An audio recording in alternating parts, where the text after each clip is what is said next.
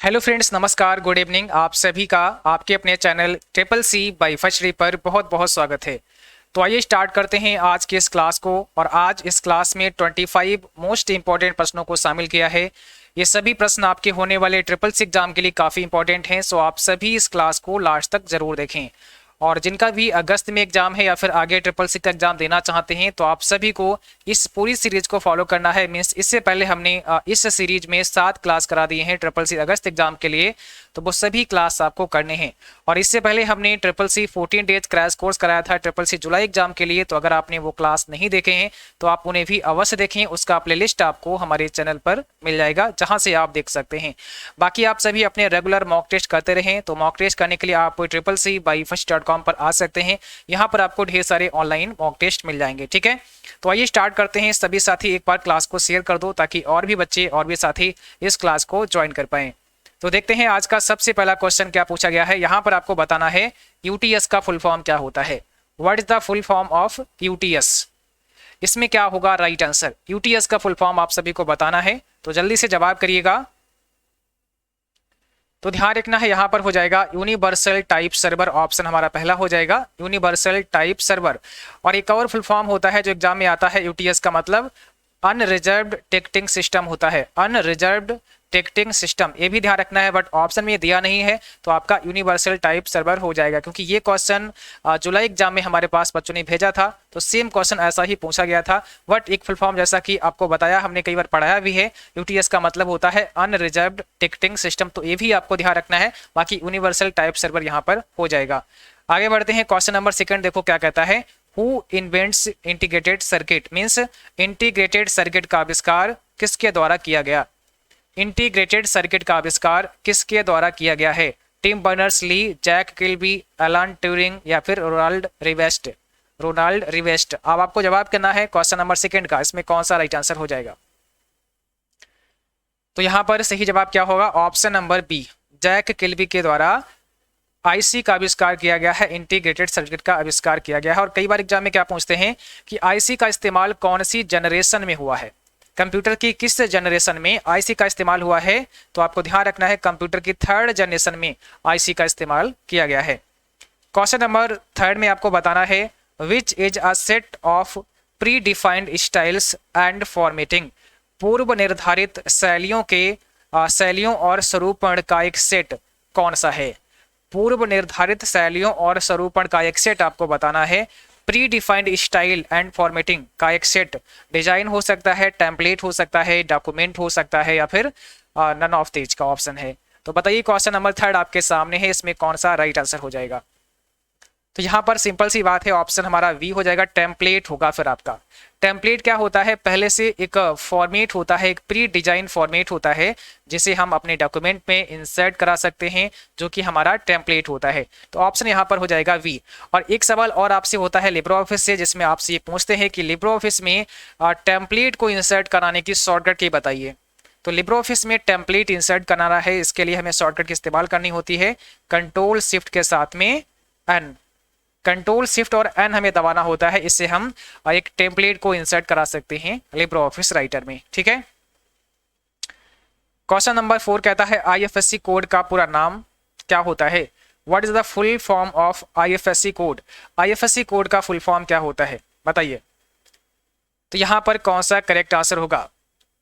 इसका मतलब Indian financial system code होता है, तो यहां पर हो जाएगा Indian financial system code. Option number पहला हमारा करेक्ट है। ठीक है, क्वेश्चन नंबर देखिए 5 कहता है आईपी का पूरा नाम इंटरनेट प्रोवाइडर होता है, क्या ये सही है? आईपी का फुल फॉर्म इंटरनेट प्रोवाइडर होता है, क्या ये करेक्ट है? कौन सा यहाँ पे राइट आंसर होगा? तो ये फॉल्स हो जाएगा, क्योंकि आईपी का मतलब इंटरनेट प्रोटोकॉल होता है। इंटरनेट प्रोटोकॉल होता है, ना कि प्रोवाइडर होता है। ठीक है, अगर आपसे पूछते हैं आईएसपी, तो आईएसपी का मतलब होता है इंटरनेट सर्विस प्रोवाइडर। तो ये भी आपको ध्यान रखना है, क्योंकि कई बार ये भी फुल फॉर्म आपसे एग्जाम में पूछ ली जाती है। क्वेश्चन कहता है एक से अधिक लोगों को ईमेल नहीं भेज सकते हैं।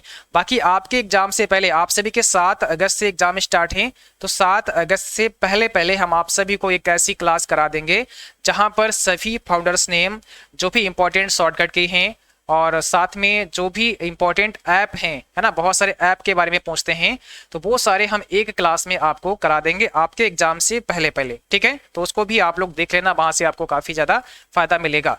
एक से अधिक लोगों को ईमेल नहीं भेज सकते हैं, तो ये क्या हो जाएगा, वही फॉल्स है, क्योंकि हम एक से ज्यादा लोगों को मेल भेज सकते हैं। एफटीपी का पूरा नाम क्या होता है? What is the full form of FTP? बताओ, एफटीपी का फुल फॉर्म आपको बताना है, ठीक है। तो जल्दी से बताइएगा। क्वेश्चन नंबर 7 आपके सामने है। एफटीपी का मतलब क्या होता है? फाइल ट्रांसफर प्रोटोकॉल होता है। तो ऑप्शन हमारा हो जाएगा पहला, फाइल ट्रांसफर प्रोटोकॉल होता है एफटीपी, जो कि एक प्रोटोकॉल है। ये भी आपको ध्यान रखना है, कई बार ऐसे पूछ देते हैं कि एफटीपी निम्न में से क्या है, और फिर वहां पे बताते हैं सॉफ्टवेयर है, प्रोटोकॉल है, तो आपको सेलेक्ट करना है प्रोटोकॉल है, ठीक है। पीडीए का फुल फॉर्म क्या होता है? What is the full form of PDA? तो आपको बताना है पीडीए का पूरा नाम क्या हो जाएगा। Personal digital assistance. तो पर्सनल डिजिटल असिस्टेंट हमारा ऑप्शन पहला यहाँ पे करेक्ट है, पीडीए का फुल फॉर्म होता है। क्वेश्चन नंबर 9 कहता है पीडीएफ का फुल फॉर्म बताइए। What is the full form of PDF? आपको पीडीएफ का पूरा नाम बताना है, बताओ क्या होगा राइट आंसर यहाँ पर? पोर्टेबल डॉक्यूमेंट फॉर्मेट होता है, तो यहाँ पर ऑप्शन बी हो जाएगा, पोर्टेबल डॉक्यूमेंट फॉर्मेट, ये होता है पीडीएफ का फुल फॉर्म। क्वेश्चन कहता है which is a set of pre defined style and formatting? पूर्व निर्धारित शैलियों और स्वरूपण का एक सेट कौन सा होता है? तो भाई दोबारा से यहाँ पे रिपीट हो गया है क्वेश्चन, तो इसका आंसर क्या हो जाएगा? टेम्पलेट ही होगा। ऑप्शन बी हमारा करेक्ट है, ठीक है। अभी हम आपको पढ़ा चुके हैं, चलो कोई बात नहीं, आगे बढ़ते हैं। कार्यक्रम जो आसानी से समझ में आ जाएं उसे कहते हैं, ऐसे कार्यक्रम, ऐसे प्रोग्राम जो इजिली समझ में आ जाएं उसे क्या बोलेंगे? जानकारी, आइकन, वर्ड प्रोसेसिंग या फिर यूजर फ्रेंडली। तो राइट आंसर यहाँ पर हो जाएगा डी ऑप्शन है आपका, यूजर फ्रेंडली। यूजर फ्रेंडली का मतलब वो कार्यक्रम, वो सॉफ्टवेयर, वो प्रोग्राम जो यूजर की आसानी से समझ में आ जाए उसे हम यूजर फ्रेंडली नाम देते हैं। तो ऑप्शन नंबर डी हो जाएगा हमारा, यूजर फ्रेंडली, ठीक है। क्वेश्चन कहता है इंटरनेट बैंकिंग के लिए पिन की आवश्यकता होती है। इंटरनेट बैंकिंग के लिए क्या पिन की आवश्यकता होती है? Is pin required for internet banking? तो बिल्कुल यहाँ पर करेक्ट है, ऑप्शन पहला हो जाएगा, इंटरनेट बैंकिंग के लिए पिन की आवश्यकता होती है। क्वेश्चन कहता है लिब्रो ऑफिस इम्प्रेस की एक्सटेंशन .bmp होती है। लिब्रो ऑफिस इम्प्रेस की जो एक्सटेंशन है वो .bmp होती है। तो यहाँ पर बताओ क्या आंसर हो जाएगा, कौन सा यहाँ पे करेक्ट आंसर हो जाएगा? ट्रू है कि फॉल्स? लिब्रो ऑफिस इम्प्रेस में .bmp एक्सटेंशन होता है? नहीं होता है ना। ऑप्शन बी हो जाएगा, क्या होता है? तो .od और p होता है। इम्प्रेस में .odp होता है, क्योंकि इम्प्रेस हमारा एक प्रेजेंटेशन प्रोग्राम है, तो bmp नहीं होता, ये ध्यान रखना है, ठीक है। और bmp का मतलब क्या होता है? vmp का फुल फॉर्म होता क्या है? तो इसका मतलब होता है विट मैप पिक्चर, याद रखना है, विट मैप पिक्चर इसका फुल फॉर्म होता है। अगला क्वेश्चन देखिएगा, लिब्रो ऑफिस कैल्क में कॉलम किस प्रकार का होता है? कॉलम किस प्रकार का होता है? यहां पर सही जवाब क्या हो जाएगा? लिब्रो ऑफिस कैल्क में कॉलम किस प्रकार का होता है? कैसा होता है कॉलम? ऑप्शन से समझ जाएंगे आप लोग, ABCD, A1, B1, C1, D1, या 1A, 2B, 3C या 4D, या फिर नन ऑफ दीज। तो आपको पता है ना, कॉलम को रिप्रेजेंट कराते हैं लेटर से, जो आपके अल्फाबेट होते हैं, अल्फाबेट से हम कॉलम को रिप्रेजेंट करते हैं। तो कॉलम के लिए फिर आप ऑप्शन पहला सेलेक्ट करेंगे। कॉलम किस प्रकार का होता है? कॉलम हमारा ABCD करके होता है, और जो हमारा सेल का एड्रेस होता है उसमें क्या होता है? कॉलम, लेटर और रो नंबर, यानी कि A1, B1, C1, ये सब क्या है? ये सेल के एड्रेस हैं, ये सेल का पता है, ठीक है। केवल कॉलम हमारा ABCD से रिप्रेजेंट होता है, और केवल रो को हम 1 2 3 4 5 6 ऐसे नंबर से रिप्रेजेंट करते हैं। जो हमारा एक बॉक्स होता है बीच में, जिसको हम सेल कहते हैं, तो सेल का एड्रेस कॉलम, लेटर और रो के द्वारा ही बनता है, मतलब रो नंबर और कॉलम लेटर से ही आपका सेल का एड्रेस बनेगा, ठीक है। चलो आगे बढ़ते हैं। क्वेश्चन नंबर 15 आपको बताना है लिब्रो ऑफिस राइटर में हेडिंग 2 लगाने के लिए कौन सी शॉर्टकट के इस्तेमाल करते हैं? हेडिंग 2 अप्लाई करनी है तो आप क्या शॉर्टकट के इस्तेमाल करेंगे? सिंपल सी बात है, लिब्रो ऑफिस राइटर में आप 3 हेडिंग लगा सकते हैं। हेडिंग 1 के लिए कंट्रोल 1 इस्तेमाल करते हैं, हेडिंग 2 अप्लाई करने के लिए कंट्रोल 2 इस्तेमाल करते हैं, और हेडिंग 3 अप्लाई करने के लिए कंट्रोल 3 इस्तेमाल करते हैं। तो बस 3 हेडिंग आप लिब्रो ऑफिस में लगा सकते हैं, हेडिंग 1, हेडिंग 2 और हेडिंग 3, ठीक है। तो ये भी आपके लिए काफी इंपॉर्टेंट है, याद रखना है सभी बच्चों को। अगला क्वेश्चन पूछा गया है डिलीट की हुई मेल ट्रैश में कितने दिनों तक रहती है। आपको पता है हम किसी भी मेल को अगर डिलीट कर देते हैं तो वो ट्रैश फोल्डर में चली जाती है। अब ट्रैश फोल्डर में वो मेल कब तक बनी रहती है ये आपको बताना है। तो डिलीट की गई मेल ट्रैश फोल्डर में कब तक रहती है। क्वेश्चन नंबर 16 आपके सामने है, जल्दी से जवाब भेजो। तो आंसर हो जाएगा ऑप्शन वी, 30 दिनों तक रहती है। ठीक है, वहां पर 30 दिनों तक रहती है। प्रीवियस स्लाइड पर जाने के लिए निम्न में से क्या शॉर्टकट की इस्तेमाल करेंगे। आप प्रीवियस स्लाइड पर जाना चाहते हैं तो प्रीवियस स्लाइड पर जाने के लिए क्या शॉर्टकट के इस्तेमाल करेंगे बताओ। यहाँ पर सही जवाब कर देना है सारे बच्चों को, क्या होगा राइट आंसर। और अगर अभी तक आप लोगों ने क्लास को शेयर नहीं किया है तो सभी बच्चे क्लास को शेयर करो जल्दी से, और लाइक नहीं किया है तो आप सभी क्लास को लाइक भी करिएगा। ओके, प्रीवियस स्लाइड पर जाना है तो हमें पी प्रेस कर देना है, बस सिंपल सा आप पी दबाएंगे तो प्रीवियस स्लाइड पर चले जाएंगे। ठीक है, या फिर आप क्या कर सकते हैं, दूसरा पेज अप भी दबा सकते हैं। पेज अप जैसे ही दबाते हैं यानी कि पेज अप की आप दबाएंगे तो भी प्रीवियस स्लाइड पर चले जाएंगे। ठीक है, अगर आप नेक्स्ट पर जाना चाहते हैं तो एन प्रेस कर देना होगा, या फिर हम पेज डाउन भी प्रेस कर सकते हैं। पेज डाउन आप दबा देंगे तब भी आप अगली स्लाइड पर आ जाएंगे। और यहाँ पर आपको बताना है वेब कैम कौन सी मीडिया है। ठीक है, आपको बताना है वेब कैम कौन सी मीडिया है, प्राइमरी मीडिया है, सेकेंडरी मीडिया है, आउटपुट मीडिया है या फिर इनपुट मीडिया है। तो इसमें कौन सा आपका राइट आंसर हो जाएगा। वेब कैम कौन सी मीडिया है तो ऑप्शन हमारा डी हो जाएगा, इनपुट मीडिया है। ठीक है, ध्यान रखना है। क्वेश्चन नंबर देखिए, पूछा गया है एक लाइन में लिखा गया शब्द जिसके नीचे कुछ अक्षर लिखा होता है जिसे क्या कहते हैं। एक लाइन में लिखा गया शब्द जिसके नीचे कुछ अक्षर लिखा होता है जिसे क्या कहते हैं। सब स्क्रिप्ट का नाम देते हैं, सुपर स्क्रिप्ट कहते हैं, बेस लाइन या फिर नन ऑफ दीज। आपने कुछ लिखा, एक अक्षर लिखा हुआ है, एक शब्द लिखा हुआ है, उसके नीचे अगर आप कोई अक्षर लिखते हैं तो उसको क्या कहते हैं, सब स्क्रिप्ट कहते हैं। ऑप्शन हमारा पहला हो जाएगा सब स्क्रिप्ट। जैसे मैंने यहाँ एच लिखा, आप नीचे हम 2 लिख देते हैं तो ये क्या हुआ, सब स्क्रिप्ट कहलाएगा। ठीक है, और कई बार आपसे पूछेंगे कि सब स्क्रिप्ट की शॉर्टकट की बताओ, तो इसका शॉर्टकट की क्या होता है, कंट्रोल के साथ में आपको शिफ्ट प्रेस करना है और उसके साथ में बी प्रेस करना है। कंट्रोल शिफ्ट बी होता है सब स्क्रिप्ट का, और कंट्रोल शिफ्ट पी होता है। अगर आप पी प्रेस कर देते हैं कंट्रोल शिफ्ट के साथ में तो सुपर स्क्रिप्ट आप यूज कर पाएंगे। तो ये भी आपको ध्यान रखना है। अब यहाँ पर आपको बताना है एसएसएल द्वारा सुरक्षित एसएमटीपी कनेक्शन को कहा जाता है।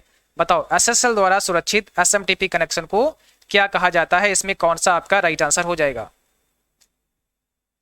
यहां पर सही जवाब करना है एसएसएल द्वारा सुरक्षित एसएमटीपी कनेक्शन को कहा जाता है एसएमटीपीएस। ऑप्शन हमारा पहला हो जाएगा एसएमटीपीएस। क्वेश्चन कहता है निम्न में कौन सा ईमेल एड्रेस का भाग नहीं है, कौन सा ईमेल एड्रेस का पार्ट नहीं है। ऑप्शन दिया है यूजर नेम, डोमेन नेम, @ का सिंबल या फिर प्रोटोकॉल। तो कौन सा ईमेल एड्रेस का पार्ट नहीं है, भाग नहीं है। देखो यूजर नेम, डोमेन नेम तो दोनों आपके पार्ट हैं और @ का सिंबल भी इस्तेमाल होता है। बाकी यहाँ पर डी ऑप्शन हमारा करेक्ट हो जाएगा, प्रोटोकॉल। राउटर एक डैश के समान कार्य करता है, मीन्स राउटर किसके समान काम करता है। राउटर, हब, स्विच या फिर ब्रिज या फिर रिपीटर। तो राउटर किसके समान काम करता है ये आपको बताना है। 22 में कौन सा आपका राइट आंसर हो जाएगा बताओ।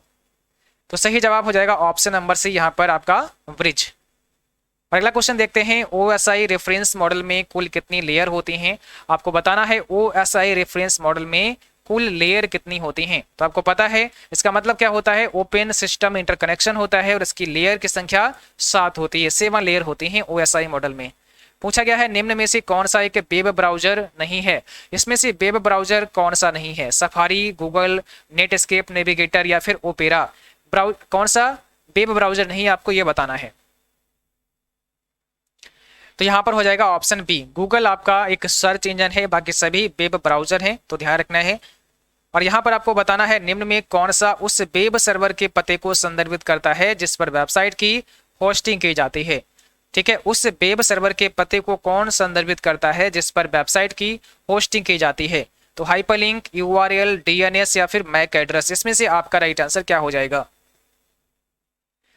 तो यहाँ पर करेक्ट जवाब हो जाएगा ऑप्शन नंबर सी, DNS। इसका मतलब डोमेन नेम सिस्टम होता है, ये भी आपको ध्यान रखना है। और यहाँ पर आपको बताना है स्नैपडील एक ई-कॉमर्स साइट है। स्नैपडील एक ई-कॉमर्स साइट है, ट्रू फॉल्स में जवाब करना है। इसका सही आंसर क्या हो जाएगा। तो बिल्कुल सही है, स्नैपडील हमारी क्या है, एक ई-कॉमर्स साइट है। जैसे आपका अमेजॉन है वैसे ही आपका स्नैपडील भी एक ई-कॉमर्स साइट है। ऑप्शन हमारा यहाँ पर पहला करेक्ट हो जाएगा। ठीक है, तो आज की क्लास बस यहीं तक थी। आई होप आप सभी को क्लास अच्छी लगी होगी, क्लास पसंद आई हो, उसको लाइक करना, शेयर करना, और जो भी साथी चैनल पर पहली बार हैं आप सभी सब्सक्राइब करना, साथ में बेल आइकन भी ऑन करना ताकि नोटिफिकेशन भी आप सभी को मिलते रहे।